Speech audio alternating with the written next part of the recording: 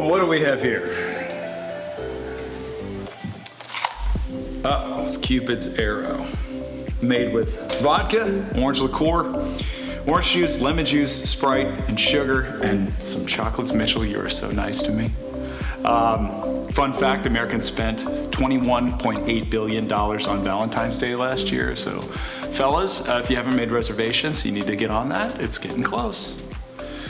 All right, so a Cupid's arrow, let's give it a shot.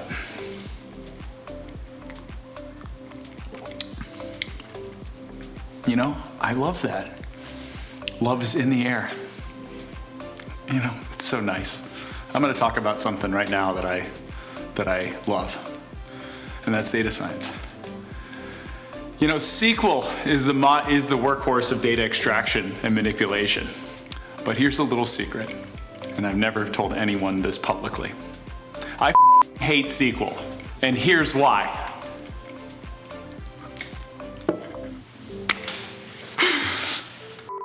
Now, of course, I kid. I love SQL just like you. We need SQL to pull out data and do some data manipulations. But there's some very important reasons why tools like R and Python and SAS and Stata, as well as point and click tools like Alteryx and Dataiku outperform Stata for the type of work that data scientists and analysts do.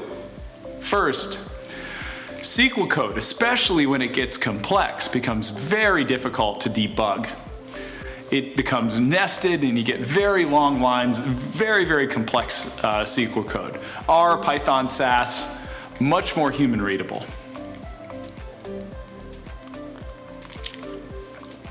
Two, there are tools, and R and Python code itself is very easy to use with external APIs to do data enrichment and data munging with flat data sets.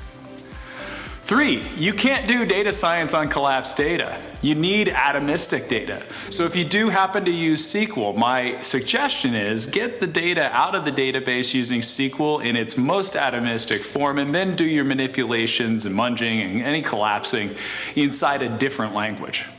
Four, identifying and imputing data using SQL is pretty difficult and, again, hard to debug.